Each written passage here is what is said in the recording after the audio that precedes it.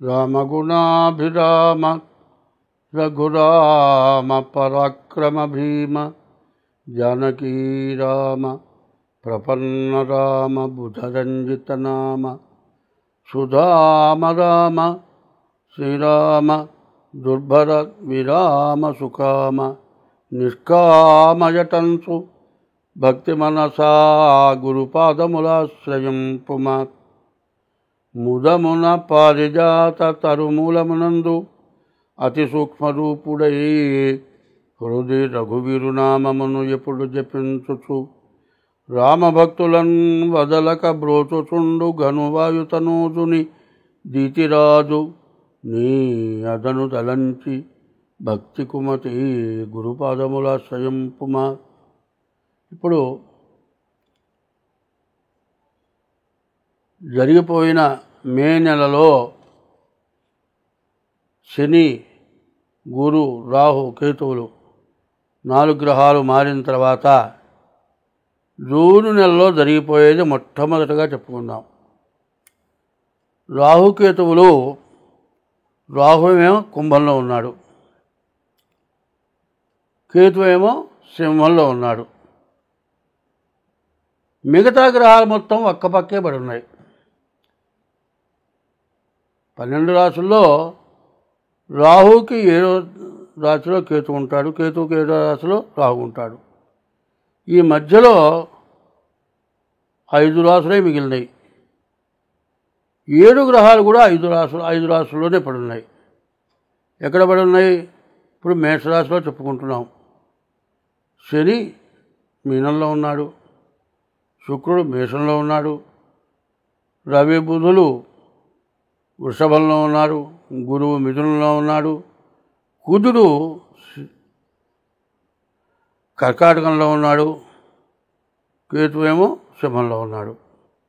ఇది కాల సర్పదోషం. ఎందుకంటే సూర్య చంద్రుడు ఎవరైనా సరే గ్రహణం వచ్చింది అంటే ఆ సూర్యుడు రాహుకేతువుల మధ్యలో పెడితేనే గ్రహణం వచ్చింది.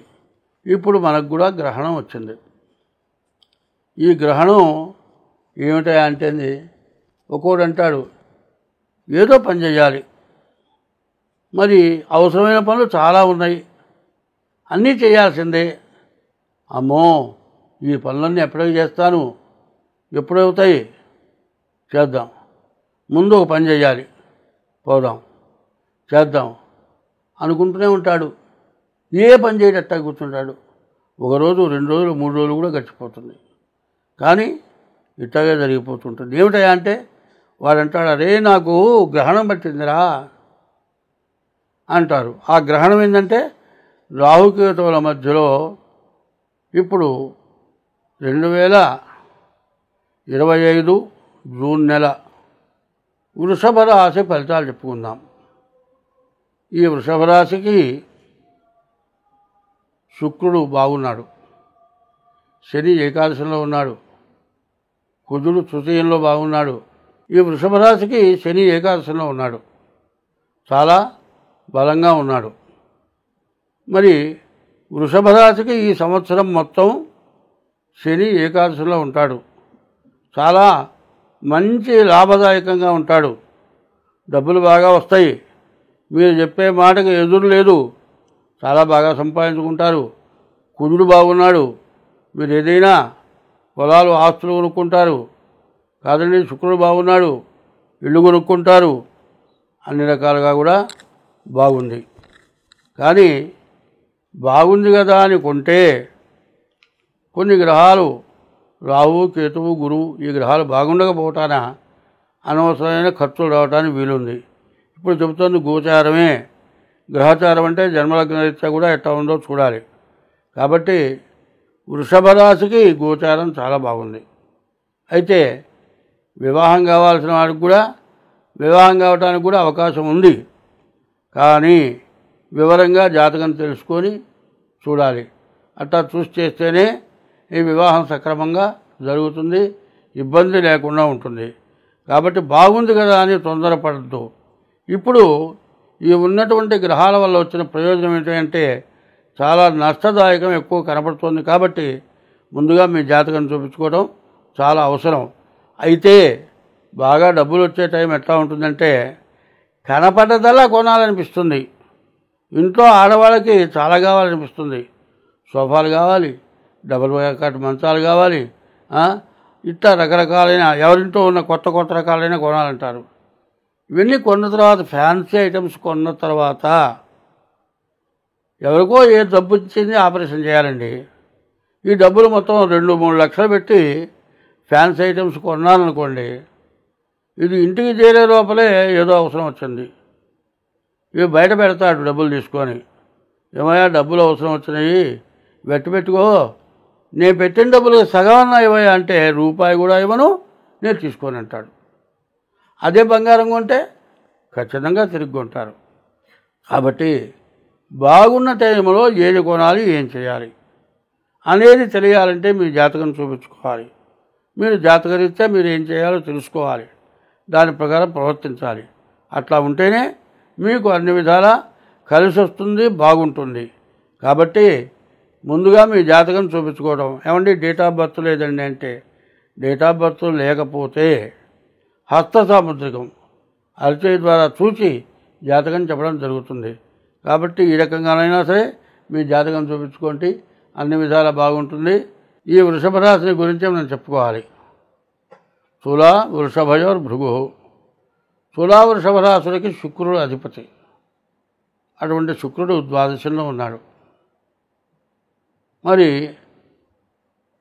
స్వక్షేత్రం అంటారు, సొంత ఇల్లు. శుక్రుడు యొక్క ఇల్లు వృషభ రాశి, శుక్రుడు ఇల్లు. ఆ శుక్రుడు ద్వాదశంలో చాలా మంచిగా ఉన్నాడు. అందువల్ల ఏంటంటే మీకు ఎంత చెడు ఉన్నా మిమ్మల్ని బాగు చేయడానికి సిద్ధంగా ఉన్నాడు. అంటే గోచారం వరకే 25 వంతుల వరకే శుక్రుడు మీకు మేలు చేస్తాడు. అయితే శుక్రుడు ఏమిటి, మేలు అంటే ఏమిటో చెబుతా. బాగా డబ్బులు సంపాదించాడండి, కొన్ని లక్షలు ఉన్నాయి, కోట్లు ఉన్నాయి. మనిషి మాత్రం నల్లగా నలుపు వేరే లేరు, అంత నల్లగా ఉన్నాడు. వాడికి పెళ్లి కాలేదు, ఏ పిల్ల ఒప్పుకోవట్లేదు. శుక్రుడు బాగున్నాడు కదా, శుక్రుడు బాగుంటే పెళ్లి కావాలి. శుక్రుడు కనుక బాగుండకపోతే శుక్రుడు కనుక బాగుంటే ఎంత నల్లటి వాడైనా సరే మంచి అందగత్తు వస్తుంది. అదే శుక్రుడు బాగుండకపోతే ఎటువంటి అందగాడికైనా కూడా నల్లటి భార్య వస్తుంది. చూడండి, శుక్రుడు బాగుంటేనేమో అందగాడికి కూడా, నల్లటి వాడికి కూడా మంచి భార్య వస్తుంది. అదే ఆడమనిషి శుక్రుడు బాగుంటే ఎంత నల్లటి మనిషికైనా ఎర్రటి మనిషి వస్తాడు. అయితే ధర్మం ఏమిటో చెబుతా. చూడండి, 100కి 99 బాగా ఎర్రటి వాళ్ళు, అందటి వాళ్ళు నల్లటి వాళ్ళనే చేసుకున్నారు. బాగా నల్లటి వాళ్ళంతా కూడా ఎర్రటి వాళ్ళని చేసుకున్నారు.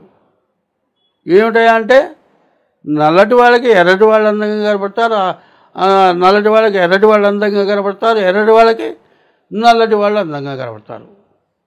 నా చిన్నతనంలో ఒక చోట పెళ్లి చేస్తున్నా. మరి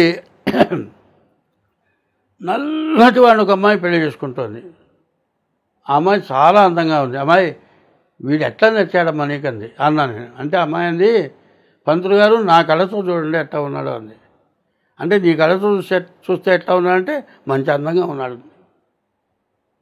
అదేంది ఎట్లా అందం అంటే నేరేడు పండు ఉంది కదా, నల్లగా ఉంటుంది కదా, దాంట్లో నుంచి అద్దంలో చూసినట్టు మొహం చూసుకోవచ్చే. అద్దంలాగా ఉన్నాడు, నున్నగా ఉన్నాడు, బాగా కళగా ఉన్నాడు, నాకు నచ్చాడు అది. అట్లాగే శుక్రుడు బాగుంటే వివాహం కావాలన్నా, వివాహం అయిన తర్వాత భార్యాభర్తలు సుఖంగా ఉండాలన్నా, మంచి సంతానం కలగాలన్నా, భార్యాభర్తలు అనుకూలంగా ఉండాలన్నా శుక్రుడు బాగుంటేనే అంతా బాగుంటుంది. ఈ రాశి వాళ్ళకి శుక్రుడు బాగుండటం చేత వివాహాది శుభకార్యాలకి బాగున్నది. కానీ రాహుకేతువుల మధ్యలో కాలసర్పదోషం పట్టది.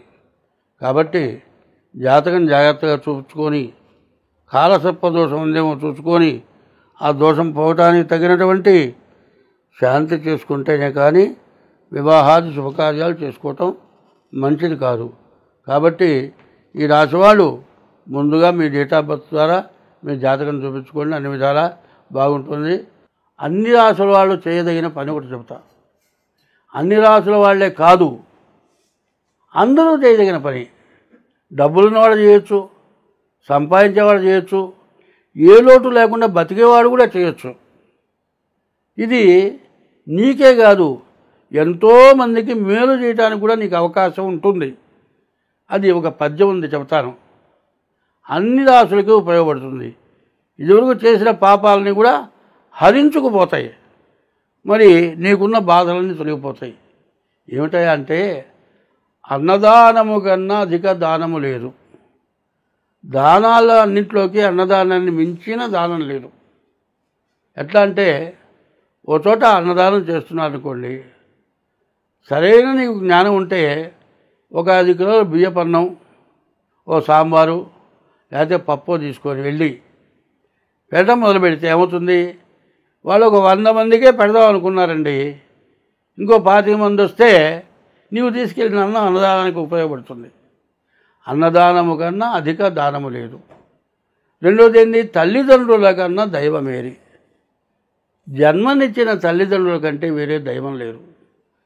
వాళ్ళని ఎప్పుడు కూడా సుఖంగా సంతోషంగా చూడటం చాలా అవసరం.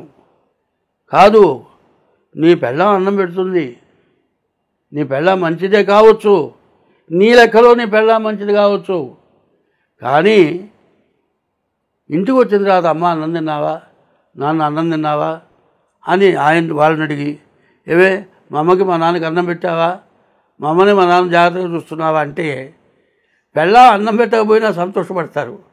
నా కొడుకు మమ్మల్ని బలికరించాడు అని సంతోషపడతాడు. అదే కాదు, ఎప్పుడు కూడా చెప్పుడు మాటలు వినకూడదు. మీ అమ్మ నన్ను ఇట్టా అంది, మీ నాన్న అట్టా అన్నాడు అని విని తల్లిదండ్రుల మీద ఎగబడకుండా నిజంగా అన్నారా లేదా చాటుగా ఎంక్వైరీ చేసుకోవటం మంచిది. తల్లిదండ్రులను చూసుకోవాలి, జీవితానికి ఉపయోగపడే భార్యను కూడా చూసుకోవాలి. అన్నదానము కన్నా అధిక దానము లేదు. ఒకటి అన్నదానం, ఒకటి తల్లిదండ్రుల కన్నా దైవమేరి. తల్లి తండ్రి తర్వాత భార్య కూడా, వాళ్ళని మించిన దైవం లేరు. తల్లిదండ్రుల కన్నా దైవమేరి. సత్యశీలత కన్నా జగతి తపం వేది. అబద్ధం ఆడకుండా ఉండటం. శీలత అంటే పరస్త్రీ వ్యామోహమే చెప్పాల్సి వస్తుంది. ఒక్కతే ఆడమనిషి దొరికింది అంటే ఏ రకంగానైనా సరే, బలవంతానైనా సరే చెడగొట్టే మనస్తత్వం ఉన్నవాళ్ళు చాలా ఎక్కువ మంది ఉన్నారు. కానీ ఇంత జరిగిన తర్వాత ఇంట్లో సీసీ కెమెరా దొరుకుతుంది, పట్టుకుంటారు, ఇక సాక్ష్యాలు అక్కర్లా, జీవిత ఖైదు పడుతుంది. చీ చీ చీ చీ చీ, ఒక్క నిమిషం కోసం ఎంత పాపం చేశారా. సత్యం అబద్ధపడకుండా ఉన్నా కూడా ఒక్క పరస్త్రీ వ్యామోహంతో నాశనం అయిపోయినావు. సత్యశీలత కన్నా జగతి తపం వేది. జగతిలో తపస్సు ఇంకోట్లేదు. దయ కంటే ఎక్కువ ధర్మం ఏది? దయ ఎట్లా ఉంటుందంటే, ఒక కుక్కో ఆవో బర్రో పడి కాలిందండి, పడిపోయింది, అందరూ చూస్తూ పోతున్నారు. ఎందరో నాలుగు తాపుతుంది. దానికి కాస్త మంచిలో పోస్తే, దానికి కాస్త నీడ కల్పిస్తే పైన కూడా ఏందో తెలుసా, ఇతర ఈ జాతులకి, 4 కాళ్ళ జంతువులకి మందుతో పని లేకుండా అవే కట్టుకుంటాయి. 10 రోజుల తర్వాత అవే లేచి నడుస్తాయి, కట్టించక్కర్లే. అటువంటి ప్రాణావసాన సమయంలో కాస్త ప్రాణం నిలబెట్టడం. సత్యశీలత కన్నా జగతి తపం వేది. దయ కంటే ఎక్కువ ధర్మమే. దయ అట్లాంటిది. అటువంటి దయ చూపించాలి. ఒకసారి నా స్నేహితుడు ఉన్నాడు, మేము నాటకానికి పోయినాం. అక్కడ భార్యకి షుగర్ బాగా రేజ్ అయింది, కోమాలోకి వెళ్ళిపోయింది. ఫోన్ వచ్చాడింది, పరిగెత్తున్నాను. నేను కూడా పోయినాను. ఓ డాక్టర్, తెలిసిన డాక్టర్ దగ్గర తీసుకెళ్ళాం. ఆయన చూశాడు, లాభం లేదు, గాంధీ హాస్పిటల్ పోవాలన్నాడు. మరి ఆక్సిజన్ పెట్టాడు, అంబులెన్స్ మాట్లాడాడు, మొత్తం 3,000 ఖర్చు అన్నాడు. అక్కడికి పోవటానికి 3,000 ఖర్చు, ప్రాణం పోకుండా. ఆ 3,000 నా జేబులో ఉన్న ఇచ్చి పంపించా. తెల్లారి పాల ప్యాకెట్ లేదు. అది నాకెంతో ఉపయోగపడదు. అందులో ఆనందం చాలా ఎక్కువ ఉంది. అట్లా సమయంలో ఎవడైనా అది దయ అంటారు. దయ కంటే ఎక్కువ ధర్మమేది, సుజన సంగతి కన్నా చూడలాభం ఏది, మంచి జరిగేదాన్ని చూడటం కంటే ఇక లాభం లేదు, వేరే లాభం లేదు. క్రోధం కన్నా శత్రుత్వం ఏది. క్రోధం ఎట్లాంటిదంటే వాడు కసపది వచ్చాడు, మరి వాడు చచ్చిపోయిన తర్వాత కూడా 25 కాల్పులు కాల్చట. అంటే కత్తి అట్లాంటిది అన్నమాట, ఉగ్రవాదం అట్లాంటిది. మరి దయ కంటే ఎక్కువ సుజన సంగతి, క్రోధంబు కన్నా శత్రుత్వం ఏది, అంగనామణి కన్నా అభినవ మణి ఏది. ఆడమనిషిని మించినటువంటి మణి లేదు.